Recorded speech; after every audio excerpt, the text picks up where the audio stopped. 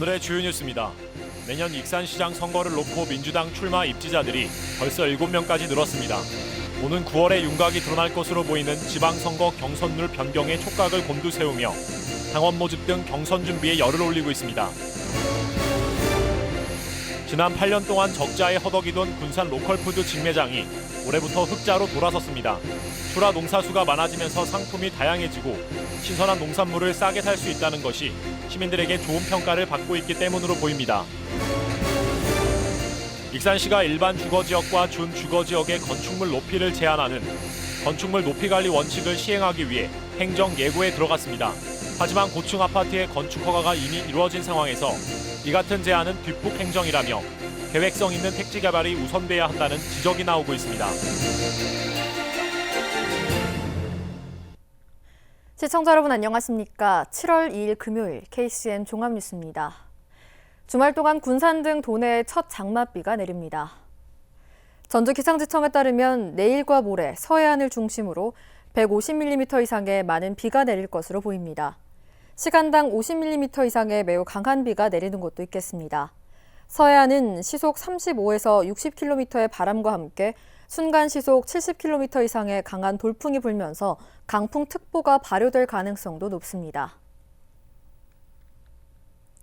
국내 코로나19 신규 확진자가 지난 1월 17일 이후 가장 많이 발생했습니다. 중앙방역대책본부에 따르면 오늘 오전 0시 기준 국내 코로나19 신규 확진자는 826명입니다. 지난 1월 7일 이후 가장 많이 발생했습니다. 국내 발생 765명, 해외 유입 61명입니다. 국내 누적 확진자는 15만 8,549명으로 늘었습니다. 한편 사망자는 3명이 늘어 2,024명입니다. 하루 새 도내에서 코로나19 신규 확진자 8명이 발생했습니다. 전라북도에 따르면 오늘 오전 10시 기준 남원에서 5명, 전주와 익산, 진안에서 각각 1명씩 발생했습니다. 도내 누적 확진자는 익산 479명, 군산 281명 등 모두 2,378명입니다. 현재 익산의 자가격리자는 60명, 군산은 51명입니다. 도내 감염 재생산 지수는 어제 기준 유행 지속 경향이 있는 1.0을 넘어선 1.17을 기록했습니다. 도내에서는 이달 한 달 동안 21만여 명이 접종에 나설 것으로 보입니다. 전북 예방접종 시행추진단에 따르면 60세 이상 등 지난달 미접종자 3,700여 명의 백신 접종을 시작으로 이달 중순에는 고등학교 3학년과 교육 종사자 4만 8천여 명의 화이자 백신 사전 예약과 접종이 진행됩니다. 55세에서 59세 14만 7천여 명은 오는 26일부터 모더나 백신을 맞게 되며 50대 초반은 이달 말 예약에 이어 다음 달 9일부터 접종을 시작하게 됩니다. 도는 지난달까지 도민의 36.4%가량인 65만 5천여 명에게 1차 접종을 완료했다고 밝혔습니다. 내년 익산시장 선거를 놓고 민주당 출마 입지자들이 7명까지 늘었습니다. 오는 9월에 윤곽이 드러날 예정인 민주당 지방선거 경선률에 관심이 집중되는 가운데 4년 전과는 달라질 것이라는 전망이 나오고 있습니다. 보도에 최정호 기자입니다. 내년 익산시장 선거를 놓고 민주당 출마 입지자가 몰리고 있습니다. 그동안 거론됐던 강팔문 새만금 개발공사 사장, 조용식 전 정북경찰청장, 김대중 전 도의원, 최영규 도의원, 김성중 전 익산경찰서장 외에 균형사다리 정북본부 상임 공동대표인 전정희 전 국회의원과 국토부 장관 후보자로 지명됐던 최정호 국립항공박물관장까지 모두 7명으로 늘었습니다. 익산을 위해서 한번 제가 갖고 있는 모든 걸 다 바쳐서 한번 해볼까 합니다. 출마 입지자들의 민주당 당원 확보 경쟁이 치열해지면서 벌써 갈등이 발생하고 있습니다. 지역 정치권에서는 한병도 국회의원의 폭심이 누굴 향하고 있는지도 관심이 되고 있습니다. 여기에 최대 변수로 작용할 수 있는 것은 민주당 지방선거 경선룰.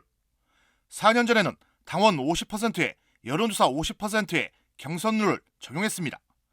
또 정치 신인과 여성 출마자 가점 등도 마련했습니다. 하지만 내년 지방선거에서 이 같은 경선룰이 그대로 유지될지는 미지수라는 것이 중론입니다. 민주당 전북도당은 내년 대선 후보자가 최종 확정된 이후인 9월쯤 지방선거 경선룰이 드러날 것이라고 설명했습니다. 9월 대선 경선 후보 이후에 세부적인 지침이 내려오지 않을까. 이준석 대표가 선출된 국민의힘이 청년 지지세를 얻고 있는 것을 감안할 때 민주당도 대응할 필요성이 있는 만큼 내년 지방선거 경선 룰에 변화 가능성을 점치고 있습니다. 어제 국민의힘 같은 경우에는 청년이 바람을 했기 때문에 지난 선거의 룰을 그대로 적용하기에는 민주당 입지자가 몰리고 있는 내년 일산시장 선거. 오는 9월 민주당 지방선거 경선 룰이 어떤 형태로 마련될지가 최대 변수로 작용할 수 있습니다. KCN 뉴스 최정호입니다. 군산 조선소 전면 재가동은 어렵지만 협력업체 선박 블록 일감을 나눠주는 방안이 검토되고 있는 것으로 알려졌습니다. 전라북도에 따르면 현대중공업이 아닌 협력업체에게 5만 톤가량의 선박 블록 생산 일감을 주는 방안을 검토하고 있습니다. 하지만 군산에서 생산된 블록을 울산까지 운송해야 하는 만큼 비싼 물류 비용과 안정적인 일감 확보가 걸림돌이 되고 있습니다. 한편 강임준 군산시장은 취임 3주년을 맞아 기자회견에서 현대중공업과 실무 협의가 마무리되면 발표하겠다고 밝힌 바 있습니다. 장항선 전체 구간이 복선 전철로 건설될 전망입니다. 기재부 재정평가위는 충남 보령 웅천에서 군산 대학까지 39.9km의 단선철도를 복선철도로 바꾸는 사업비로 1,500억 원을 반영했습니다. 이에 따라 이달 중 기재부 총사업 관리 심의를 통과한다면 오는 2026년까지 1조 129억 원이 투입될 수 있습니다. 새만금 관광 레저용지 개발 공모에 컨소시엄 2곳이 신청했습니다. 새만금 개발청에 따르면 미래에셋증권이 대표사인 미래에셋증권 컨소시엄과 KHENT가 대표사인 웨스턴리버 컨소시엄 등 2곳이 경쟁을 벌이게 됐습니다. 이달 중에 사업 제안서 평가를 거쳐 우선 협상 대상자가 결정될 예정입니다. 이번 사업은 3천억 원 이상을 투자해 새만금 관광 레저용지 396만 제곱미터에 숙박과 관광, 체육시설 등을 조성하는 것으로 100메가와트 규모의 새만금 수상태양광 발전 사업권까지 가져갈 수 있습니다. 익산시가 올해부터 푸드플랜 구축에 나선 가운데 전체 농산물 매출 규모는 1,000억 원 이상으로 예측했습니다. 우선 익산시는 푸드플랜을 통해 먹거리 선순환 체계가 구축되면 학교급식 등 130억 원의 매출이 기대된다고 밝혔습니다. 또 탄마루 농산물의 수출 확대와 온라인 판매 등을 통해 450억 원의 매출을 올릴 계획입니다. 아울러 CJ 등 기업 맞춤형 쌀 공급이 확대됨에 따라 올해 매출은 420억 원 수준이 될 것으로 예측했습니다. 이처럼 3개 분야에 걸쳐 전체 매출액은 1,000억 원 돌파 가능성이 점쳐지고 있습니다. 지난 8년 동안 만성 적자를 벗어나지 못한 군산 로컬푸드 직매장이 올해부터 흑자로 돌아섰습니다. 출하 농사수가 많아지면서 상품이 다양해졌고 또 신선한 농산물을 싸게 살 수 있다는 것이 경쟁력으로 작용했습니다. 모형숙 기자의 보도입니다. 근대역사 박물관 인근의 군산 로컬푸드 직매장. 오전인데도 손님들로 북적입니다. 물건이 여기 들어오는 것이 싱싱하고 농민들이 직접 지어가지고 이렇게 팔러 오시니까 우리도 사 먹는 사람도 저렴하고 그래가지고 여기를 자주 옵니다. 2012년 문을 연 이후 8년 동안 적자를 면치 못하다 올해부터 흑자로 돌아섰습니다. 매출이 지난 1월부터 6개월 동안 9억 7천만 원으로 올라섰습니다. 이대로라면 올해 20억 원을 훌쩍 넘어설 것으로 전망하고 있습니다. 한 해 2억 원의 적자를 감당하지 못해 지난해 군산 원예농협은 수탁기간이 1년이나 남았지만 운영을 포기했고 앞서 2곳의 지역농협도 눈덩이처럼 불어난 적자에 손을 들었습니다. 그런데 올 들어 군산시의 출연기관인 먹거리 통합지원센터가 맡아 운영하면서 흑자로 돌아선 겁니다. 2,500여 명의 회원과 하루 평균 방문객은 242명, 누적 방문객은 3만 5천여 명을 넘어섰습니다. 출하 농가 수가 작년보다 33% 늘면서 상품이 다양해졌고 무엇보다 농약 잔류 검사를 통과한 농산물만 납품할 수 있어 믿고 먹을 수 있다는 신뢰가 소비자의 발길을 붙잡은 것으로 풀이됩니다. 아무리 그 진열이 좀 상태가 괜찮더라도 바로바로 농가분들이 교대를 하시기 때문에 신선하고, 그다음에 보시면은 농약 잔류 검사를 전부 다 진행을 하고 있어요. 그래서 농약 잔류가 남지 않은 농산물들만 오시기 때문에 선순환 먹거리 체계를 만들었다는 평가도 받습니다. 군산의 식자재 마트 16곳에서 지역 농산물 사용 비중이 0.06%에 불과하지만 로컬 푸드 직매장은 90%가 넘어 농가 매출에 큰 도움이 되고 있습니다. 귀농을 했는데요. 출하를 어디다 해야 할지도 모르겠고 판매가 막막했었는데 로컬푸드를 만나고 나서 저의 꿈이 이루어지고 판매도 가능하고 저도 생산하는데 부담 없이 생산할 수 있어서 너무 행복합니다. 먹거리 통합지원센터가 운영하는 군산 로컬푸드 직매장. 신선한 농산물을 바로 먹을 수 있고 지역 농업 기반을 단단히 다질 수 있다는 점에서 주목받고 있습니다. KCN 뉴스 모영숙입니다. 2021 소룡동 도시재생 뉴딜 주민 공모 사업에 소리마을 첫 축제 만들기와 소룡동 앨범 만들기가 선정됐습니다. 군산시는 소룡동 도시재생 뉴딜 주민 공모 사업에 지역 축제와 동네 환경 정비, 돌봄 서비스 등 모두 5개 사업이 제출됐고 이 가운데 최고점을 받은 2개 사업이 최종 선정됐다고 밝혔습니다. 선정된 사업들은 사업당 최대 1,000만 원을 지원받게 됩니다. 군산시가 사회적 거리 두기로 멈춘 스탬프 투어와 포토 투어, 시티 투어 버스 운영을 순차로 재개합니다. 새 프로그램 가운데 스탬프 투어와 시티 투어 버스는 신규 코스와 시간여행 축제 연계 프로그램이 운영될 예정입니다. 군산시는 방역수칙 준수와 함께 관광객들의 요구에 맞는 관광 프로그램들을 운영해 나갈 계획이라고 밝혔습니다.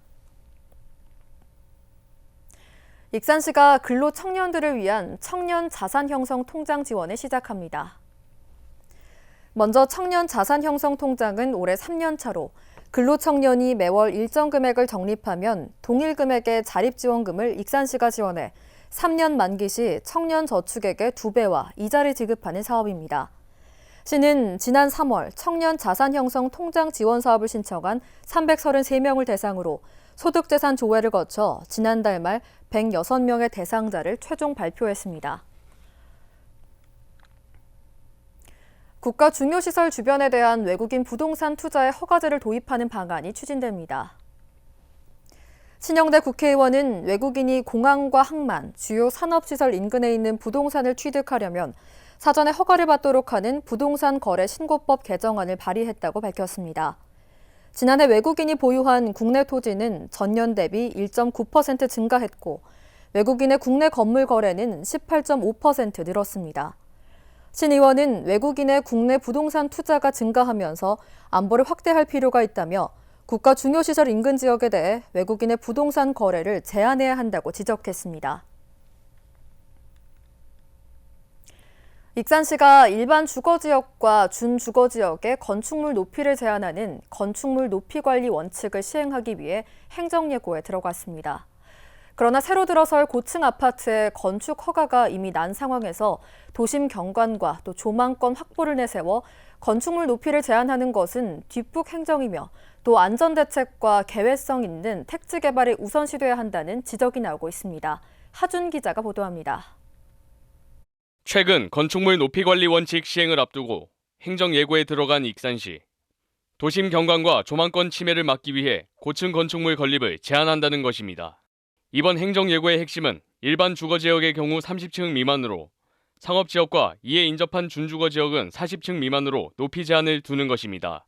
그러나 원칙에는 예외가 있는 법.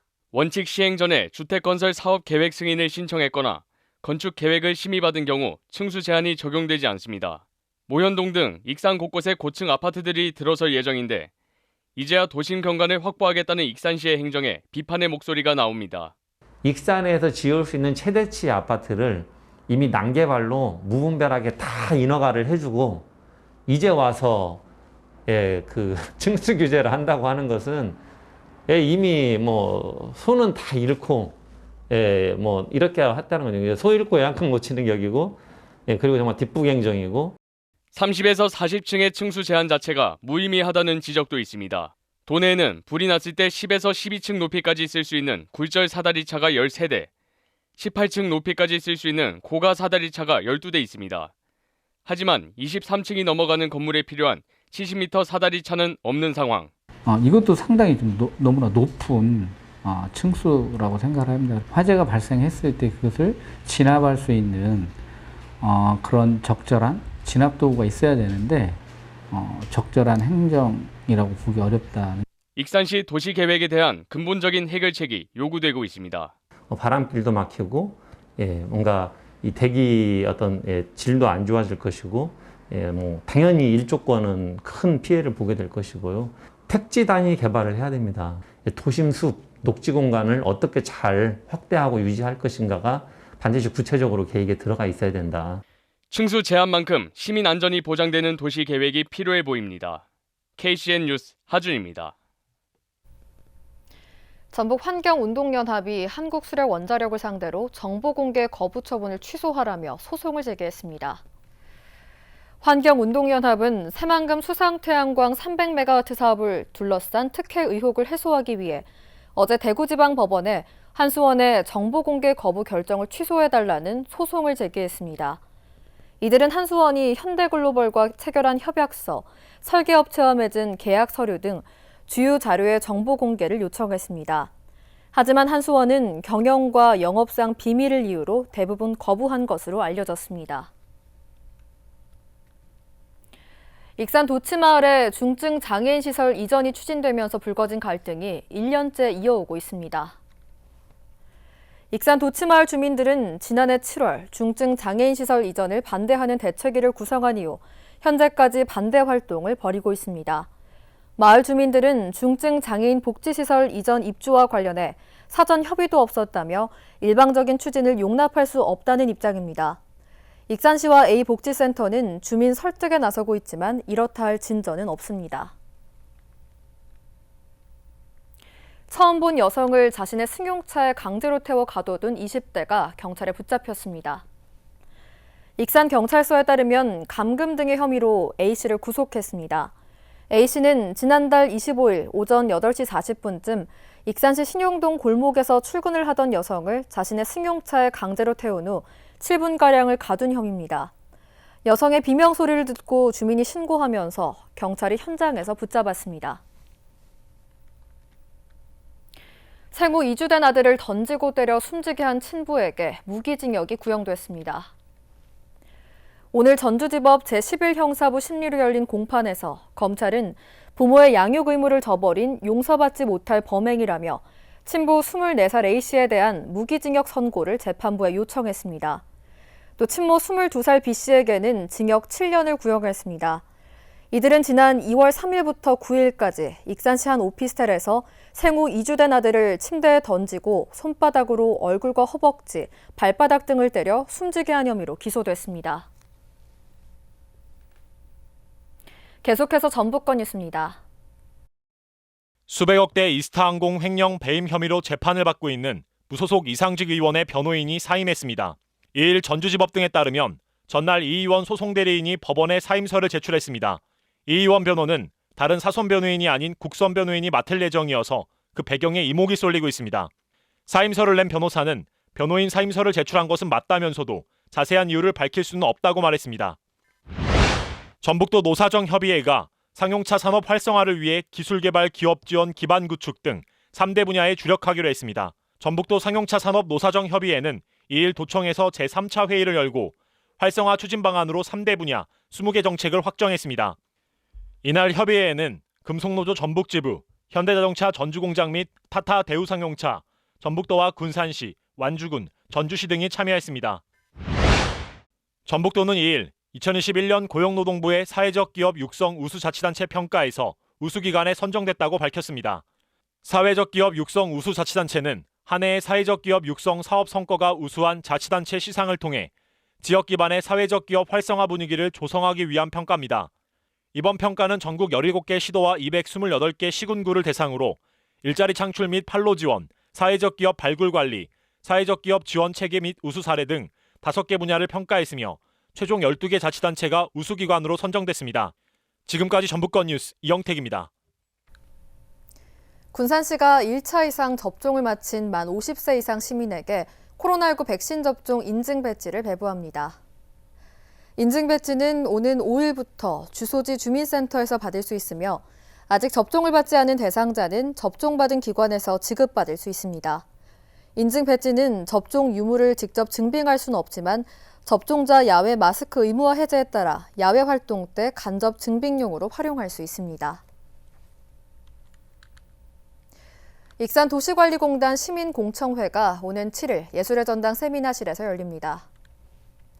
타당성 용역을 수행한 지방공기업평가원이 직접 나서 추진 상황과 용역 결과에 대해 자세한 설명이 이뤄집니다. 이번 공청회는 사전 접수를 통한 현장 방청객은 물론 익산시 공식 유튜브 채널을 통해 온라인 의견 접수도 가능합니다. 이번에 제안된 시민 의견은 전라북도 2차 협의와 도시관리공단 설립 심의위원회, 조례 제정 등에 활용될 예정입니다. 이어서 우리 동네 소식입니다.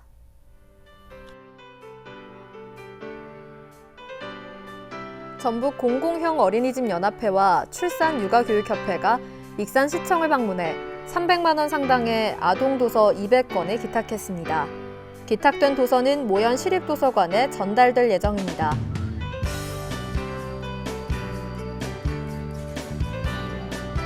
익산시가 도내 최초로 신규 임용되는 직원들의 업무 능력 향상을 위한 안내 책자를 발간했습니다. 제작된 책자는 하반기에 임용되는 신규 공무원들에게 배부될 예정입니다.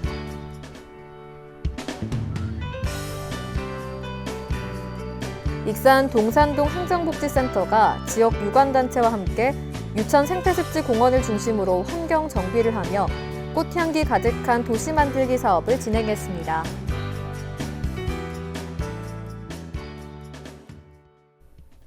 다음은 내일의 날씨입니다.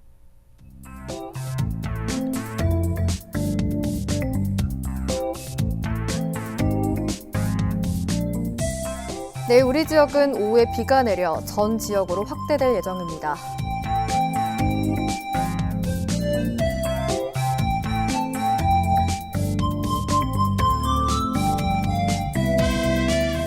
내일 도내 최저기온은 19도, 최고기온은 28도로 예상됩니다.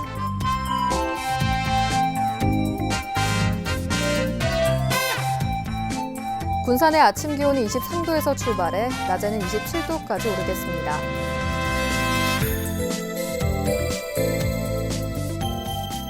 익산은 22도에서 27도의 기온 분포를 보이겠습니다.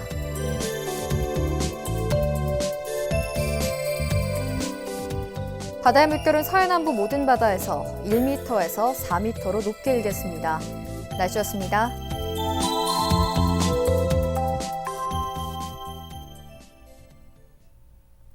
이상으로 KCN 종합뉴스를 마칩니다. 정확한 보도로 늘 함께하겠습니다.